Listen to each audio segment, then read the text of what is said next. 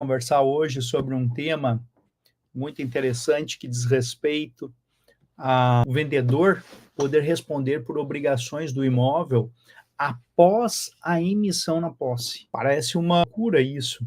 Todos nós sabemos ou temos algum conhecimento de que quando a gente faz uma venda de um imóvel, existe meio que um procedimento padrão, um ritual comum, que é fazer um contrato preliminar, que nós chamamos de promessa de compra e venda, e na sequência da promessa de compra e venda, quando houver a quitação, se faz então a efetiva transferência do imóvel por meio de uma escritura. Isto quando não estão envolvidos outros personagens, outras personalidades, como por exemplo instituições financeiras, que daí dispensa então a escritura, porque o contrato de financiamento ele tem força de escritura para fins de registro. Mas esse é o procedimento padrão, né? Então, contrato preliminar e contrato e a transferência. Perfeito? Ok. Qual que é, então, a questão aqui? No contrato preliminar, que é o contrato de promessa de compra e venda, nós costumamos prever a emissão na posse, que é um fato jurídico definido, então, nesse ato do contrato. A emissão na posse ali definida, ela implica em obrigações.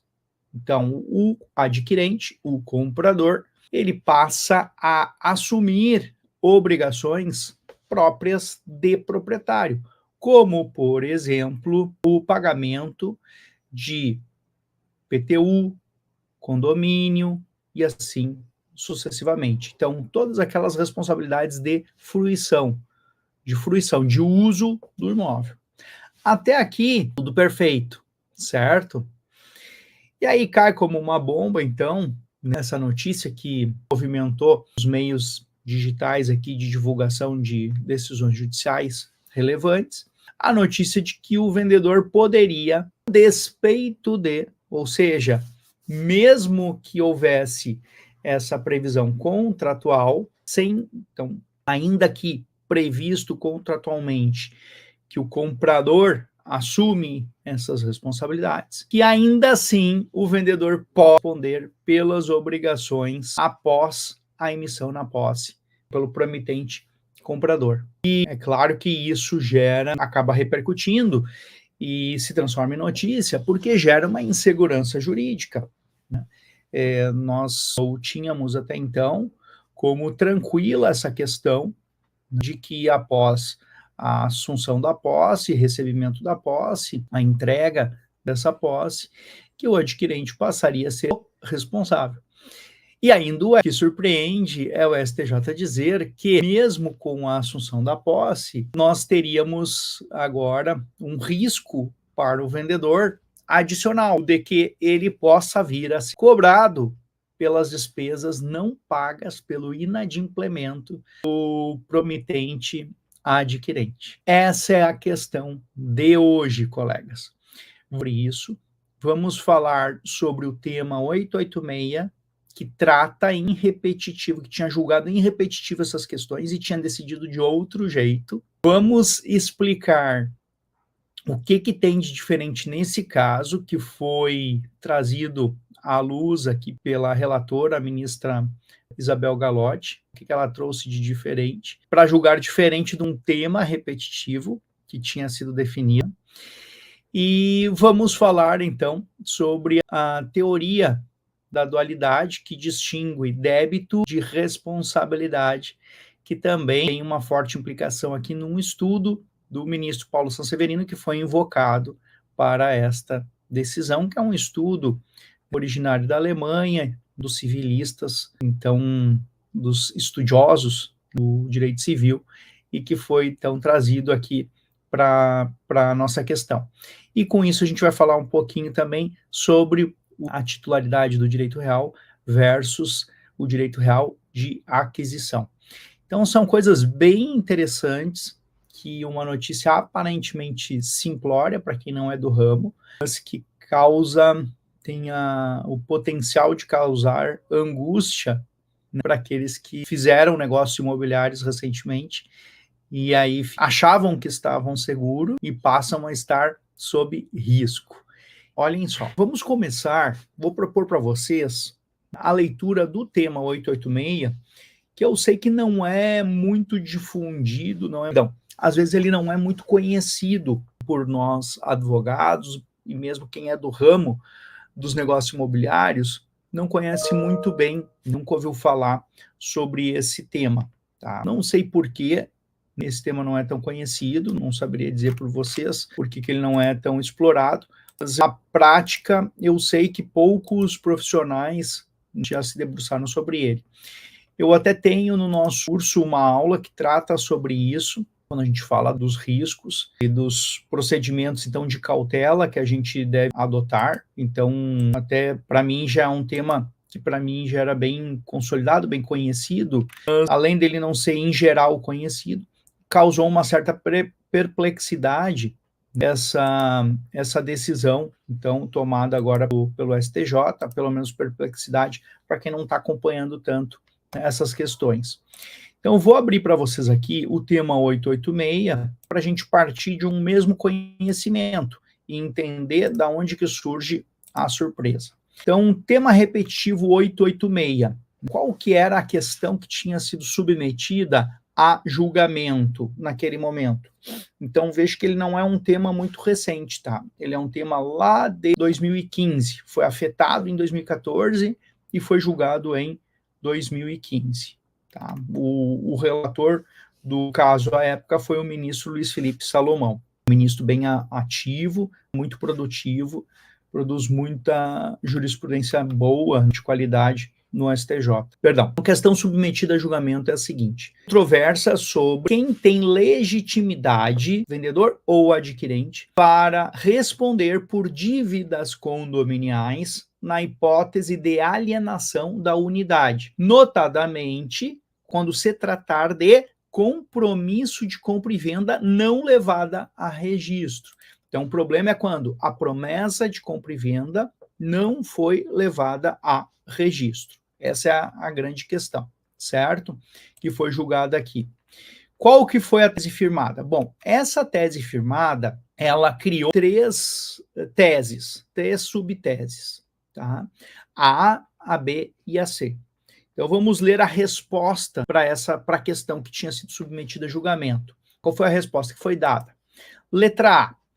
O que define a responsabilidade pelo pagamento das obrigações condominiais não é o registro do compromisso de venda e compra, mas a relação jurídica material com o imóvel, representada pela emissão na posse, pelo promissário comprador e pela ciência inequívoca do condomínio acerca da transação.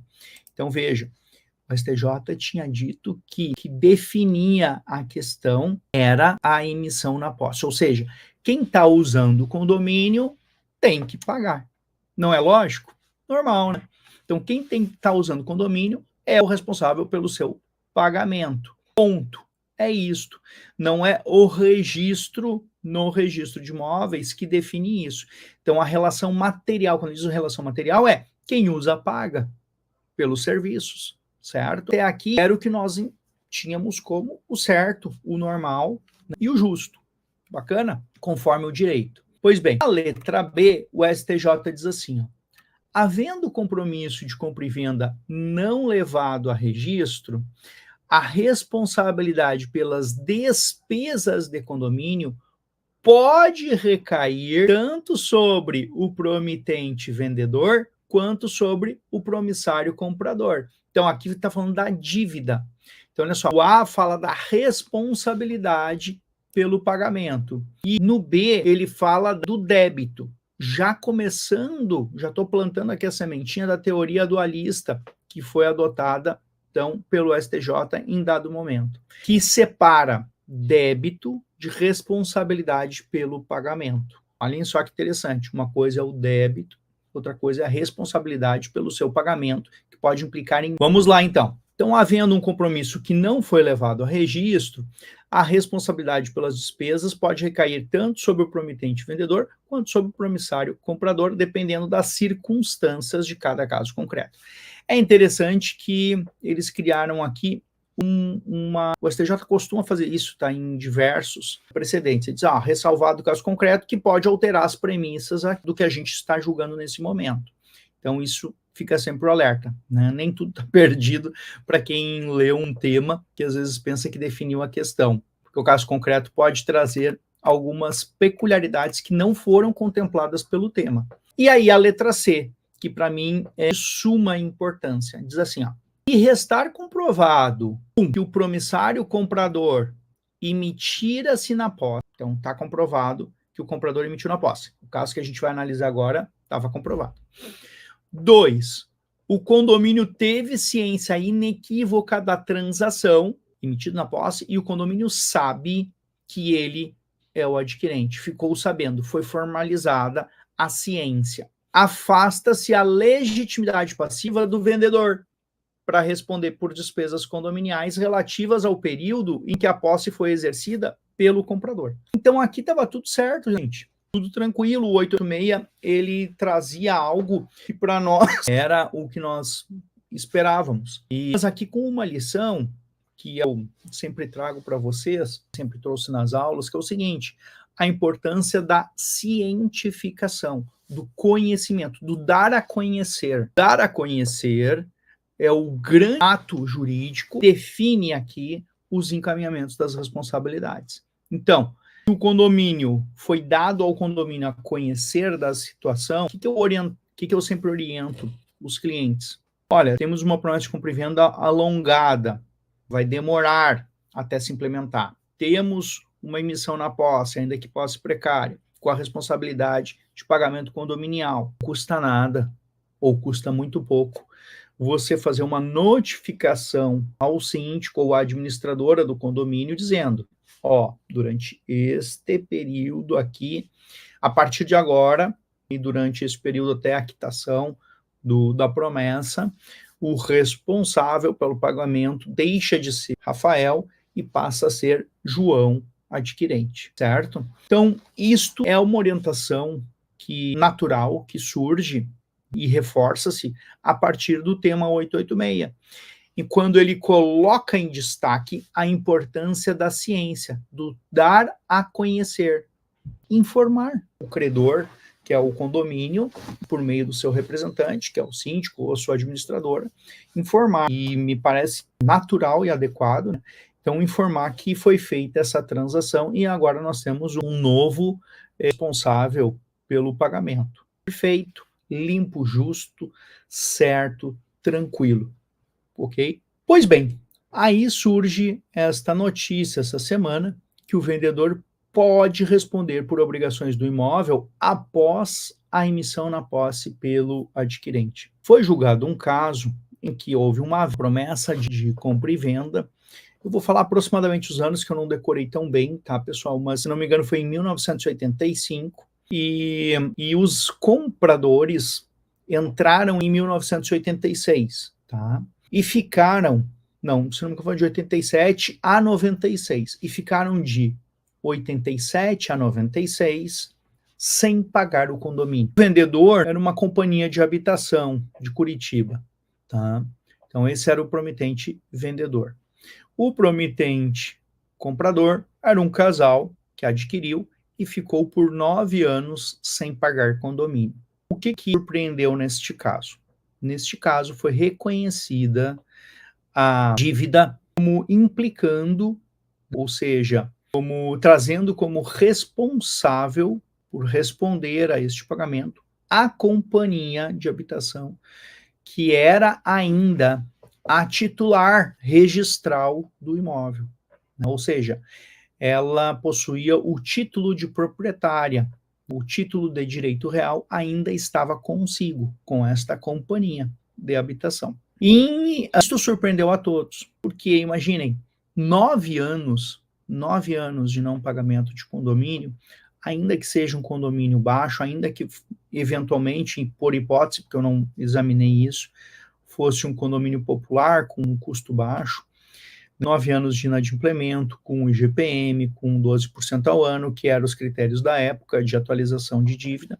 Décadas depois, certamente gera uma bola de neve, débito significativo e importante, que traz aí uma preocupação muito grande para esta proprietária, que sofreu, então, esse envolvimento, então, processual, e para todos os proprietários registrais que ainda existem pelo país afora, que seguem com o seu nome vinculado, então, à responsabilidade imobiliária, a responsabilidade, então, pelo imóvel. Imaginem quantos proprietários que são proprietários registrais meramente formais, mas que não têm mais o seu imóvel, não são mais titulares do direito real aquisitivo, o direito real aquisitivo já foi transmitido a outra pessoa. Quantas pessoas não se preocupam com isso? Então, você ainda figura como dono quando pensava que não tinha mais nenhuma relação com esse imóvel. E o STJ, de fato, a pena da ministra Galotti, decidiu que a companhia responderia sim por esta dívida. Vou passar para vocês o número do recurso especial e agora eu vou examinar com vocês o que levou a essa alteração de entendimento que a relatora chamou de interpretação sobre o tema 886, tá? Então, vou falar para vocês agora o que levou a isso. Eu costumo sempre orientar e sugerir, colegas, que quando surgem essas notícias bombásticas, que a gente avalie o caso concreto, porque parece que existia uma razoabilidade no julgamento. Quando a gente lê a notícia, a imprensa, ela vem de jornal, né? Mesmo imprensa especializada, vem de jornal, vem de likes, vem de atenção, leitura, tempo dedicado a uma notícia. Então, a notícia, normalmente, ela não vem bem divulgada e pode gerar equívocos na hora da gente fazer um exame mais técnico jurídico. Como, em geral, a imprensa faz. E aqui, no meu sentir, na minha opinião, não é diferente. Me parece que o anúncio descola bastante quando a gente examina o que foi julgado. Vocês já vão entender isso, eu já vou explicar direitinho por que me parece que se descolam as duas coisas. Vejam o seguinte, tá? O recurso especial que foi julgado, anotem aí para fins de estudo, tá? Foi o recurso especial 1.910.280, tá? Então, do Paraná, conforme eu já tinha alertado, então, ali da Companhia de Curitiba. Ele foi julgado em 3 de abril de 2025, certo? Então, 1.910.280, que foi julgado, então, agora 3 de abril de 2025. Gente, olha só como as coisas são curiosas quando a gente vai observar o caso concreto. O que ocorreu no caso concreto? Condomínio estava ciente de que o casal era o adquirente, sabia da transação. O condomínio tinha ciência da posse, da emissão na posse. Então, perfeitamente cumprido os requisitos do tema 886. O que o condomínio fez? Ação de cobrança contra o casal. Tranquilo. Julgamento procedente. Tudo certo. Tudo dentro daquilo que estava definido, inclusive no contrato de promessa de compra e venda. Tudo no caderninho, tudo certinho, conforme manda o figurino. Certo? Não há nenhuma mudança, nenhuma distinção aqui. Pois bem, colegas, o que acontece? Vamos para o momento da execução, vamos para o cumprimento de sentença. No momento do cumprimento de sentença, não tem dinheiro nas contas para pagar a condenação. Tenta-se lá de cobrança próprios do cumprimento de sentença, não se localiza dinheiro, não se localiza nada. O que se faz? Pede a penhora do imóvel. Concordam comigo? Até aí, tudo certo, feito. Então, o imóvel vai ser penhorado para pagar de forma justa as contribuições para com os demais condôminos, porque, afinal de contas, todos são proprietários e todos têm responsabilidade em partilhar as despesas condominiais. Bacana? Tudo tranquilo. Ocorre que, durante o cumprimento de sentença e a realização da penhora, quando vai se fazer a penhora, quem é o titular registral do imóvel? A companhia de habitação. O que o juiz faz? Intima a companhia de habitação de forma correta, dá ciência o termo certo seria até citação, ele cita, então, a companhia de habitação do cumprimento, para que ela tome ciência da penhora, já que ainda está no seu nome. E o que a companhia faz? A companhia impugna essa penhora, dizendo o seguinte: eu não sou parte legítima para figurar neste cumprimento de sentença, até porque não participei da ação de conhecimento, e com base no tema 886 do STJ, ele diz: estão aqui todos os requisitos. Quem responde são os compradores. O imóvel está em meu nome, logo eu não respondo por isso. Bom, aí, colegas, vocês já entenderam que a coisa ganha outro contexto. A questão ganha um outro contexto. Agora nós já passamos a nos posicionar aqui pensando na coerência do direito, na justiça da cobrança e do direito dos demais condôminos, né? Nós já começamos a pensar sobre isso e pensar do absurdo que seria o seguinte: nós teríamos então a ausência do registro da promessa de compra e venda, ou seja, na ausência da transferência do imóvel, nós teríamos então um tipo de condômino que estaria blindado contra a inadimplência. Blindado em que sentido? Blindado no sentido de que, diferente dos demais proprietários, ele seria o único cujo imóvel não poderia ser penhorado. Não estou aqui falando ainda de direito propriamente dito, mas estou falando, sim, da coerência jurídica ou da incoerência jurídica que esse caso concreto produziria. Vocês concordam comigo que agora ficou diferente? Vocês concordam comigo que a chamada, o vendedor pode responder por obrigações do imóvel após a emissão na posse, ela está descolada da lógica do caso concreto? Parece muito mais grave do que o caso concreto? Bom, se vocês concordam comigo, eu tenho para dizer o seguinte para vocês. Eu tenho muito receio nessas chamadas, porque não fica só no âmbito da imprensa, tá?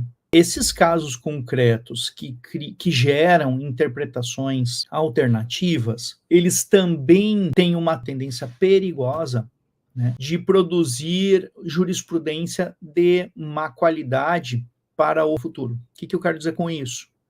Existe sim, diante dos argumentos que foram utilizados aqui nesse julgamento, existe sim um risco maior. E eu já vou dizer para vocês o que é. Neste caso, o STJ disse, e com que eu concordo totalmente. O STJ disse o seguinte: olha, o nosso tema, o MEI, ok, foi bem julgado e tal, mas até mesmo lá no tema 86, que definiu essas condições de responsabilização de que responde pela dívida, quem responde pela dívida é o usuário, é quem está usando o condomínio, então tudo certinho, isso segue mantido. Mas o STJ nesse julgamento é o seguinte: olha, isto lá atrás, quando nós julgamos, não afastou a penhora do bem que gerou a dívida. Isso é outra coisa. Isso invoca também aquele adágio, aquele conhecimento, aquela cláusula jurídica conhecida de todas, que são as dívidas propter rem, ou seja, as dívidas do bem e não decorrentes de uma relação meramente obrigacional. Aí eu concordo em gênero, número e grau com o STJ no seguinte sentido: fato, um acordo obrigacional, que é o acordo da promessa de compra e venda que a companhia de habitação fez com estes adquirentes, esse ajuste de natureza obrigacional que eles fizeram, não faria sentido nenhum que ele alterasse a relação do débito inerente ao direito real. Não faria sentido nenhum. Eu não posso, por relação contratual, descolar que o imóvel responde pelas dívidas que ele mesmo gera. Vocês concordam que não faz sentido nenhum? Então é evidente que este caso concreto não faz sentido algum você pleitear o cancelamento da penhora do imóvel que está gerando a dívida. Só que aqui, colegas, aqui é uma decisão simples, tranquila, normal, comum do direito brasileiro há muitas décadas, de que o imóvel ele responde pelas suas dívidas da coisa, propter rem. Perfeito. E aí se mantém a penhora, certo? Não há problema algum nisto. Qual que é o problema que surge? São os ruídos. Eu queria fazer uma observação crítica aqui, colegas. A forma de comunicação, no caso, no seguinte sentido. Para mim é até estranho, tá? Para mim soa, inclusive, estranho, que a companhia de habitação venha a se insurgir contra a penhora do bem. Ela vendeu para o casal. Claro que eu não entrei na defesa para entender qual é o contexto, mas eu posso supor algumas coisas aqui para fins didáticos. Para fins estritamente didáticos, eu posso supor algumas coisas. Imaginemos que esse contrato de promessa de compra e venda tenha sido feito em 240 parcelas. Essas companhias de habitação têm a tendência de fazer parcelas pequenininhas para facilitar a habitação das pessoas. E 9 anos de ausência de pagamento condominial estaria dentro, então, dos 20 anos de pagamento que teria para aquisição. Então, ela poderia estar preocupada, e aqui estaria o seu interesse jurídico. A companhia poderia estar preocupada, é o seguinte, olha, essa é a minha garantia do meu recebimento vai ser penhorada por uma outra pessoa, eu vou ficar sem garantia do meu recebimento? Poderia, concordam? Poderia sim. Ela teria legitimidade para defender uma reserva desses valores? Acredito que sim. Dá para pensar sobre isso, cria uma complexidade a mais. Agora, não faz sentido nenhum ela se opor à penhora pelo condomínio, porque se ela tem um crédito de natureza obrigacional, em decorrência da venda do direito aquisitivo, e aqui eu quero fazer um destaque para vocês, colegas. Uma coisa é a titularidade do direito real, que a companhia ainda ostenta, ainda é a titularidade do direito real, que está lá no RI. Outra coisa é que ela vendeu o direito real aquisitivo. São desdobramentos do direito real. São coisas diferentes. Mas o fato é que ela tem uma relação obrigacional com este casal. Poderia ela sobrepor isso ao direito do condomínio? Aí me parece que há um problema que deveria ser solucionado entre as partes, talvez até uma ação autônoma, em que esta empresa, então, ela poderia, ao invés de evitar a penhora, pedir a reserva, né, da sua garantia, compreenderam? Mas aqui eu estou avançando demais, tá? Joguem isso para o campo da elucubração. Estou dizendo isso para vocês entenderem algum interesse jurídico, que eu, quando eu li o próprio acórdão, eu fiquei cavocando o interesse jurídico, porque em tese, imaginemos que o vendedor tivesse recebido todo o preço. Nós não teríamos nem esse caso para ser julgado. Porque se o vendedor, concordam comigo, que se o vendedor tivesse recebido todo o preço pela venda do imóvel e a demora na transferência tenha sido apenas uma negligência, uma falta de uma atividade assim, uma pouca preocupação de transferir o imóvel, que também tem muito, Brasil afora, isso é normal, tá? Às vezes a pessoa não tem interesse de transferir, porque tem que pagar ITBI, tem que pagar uma série de coisas, então as pessoas vão postergando, né? Nosso país é cheio de traves, entulhos, burocracias e custos, né? Taxa disso, taxa daquilo, custo de escritura. Então, imaginemos que tivesse sido só postergada essa parte burocrática, e quer o vendedor teria interesse jurídico em se opor a essa penhora, porque para ele não faria diferença nenhuma. Vende-se o bem que ele já recebeu, passa para outra pessoa, quita aquele condomínio, ele tomaria ciência disso e bola para frente. Então, por isso que eu fiz essa ressalva, só para vocês entenderem o que talvez seja, então, o interesse dessa companhia. Mas o STJ decidiu pelo propter rem. O que assusta? O que assusta, colegas, é o que está escrito no final do acórdão. Tá? Isso sim eu queria alertar vocês, que me assombrou bastante, e isto seria contra o entendimento do tema 886. Lá no finalzinho do acórdão, a ministra faz o seguinte registro: impõe-se, todavia, ressalvar que, não tendo a companhia de Curitiba sido parte na ação de cobrança, então, por não ter sido parte na ação de cobrança, apenas o imóvel gerador da dívida pode ser penhorado, ficando seus demais bens a salvo de constrição no presente cumprimento de sentença. Ademais, para preservar o direito ao contraditório, deve ser admitida a sua participação no cumprimento de sentença. a apresentação de impugnação sem prejuízo da possibilidade de ajuizar uma ação. Aí eu estou falando para vocês as outras discussões, sem a possibilidade dela ajuizar uma ação sob o rito ordinário para discutir o valor da dívida, etc. e tal, outras questões. Agora, isso aqui me assombrou muito, porque vejam se vocês concordam comigo. Olha o perigo disso. Impõe-se, todavia, ressalvar que, não tendo sido parte da ação de cobrança, apenas o imóvel pode ser penhorado, ficando seus demais bens a salvo de constrição. Então, quer dizer que se lá no início o advogado do condomínio tivesse assistido essa aula e já tivesse incluído o vendedor junto com os compradores, então, a contrário, em raciocínio inverso ao que foi ressalvado pela ministra, ela estaria dizendo que se ele tivesse participado da ação de conhecimento, ele poderia responder com seus bens próprios? Isso me causou bastante preocupação, colegas. Bastante preocupação. Isso aqui é um obiter dictum. O que é isso, Rafael? Isso aqui é algo que foi dito dentro desse contexto desse caso, não causa um efeito de precedente, mas fica um alerta de risco bastante grave. Então, no entendimento, sem dúvida, realmente, será que no entendimento da relatora, se ele tivesse participado desde o início, ele teria sido reconhecido como responsável pessoalmente pelos pagamentos, e não só em virtude do propter rem? Porque o fundamento, a ratio decidendi, foi com base no propter rem, que a dívida da coisa responde pela sua dívida. Tudo certo?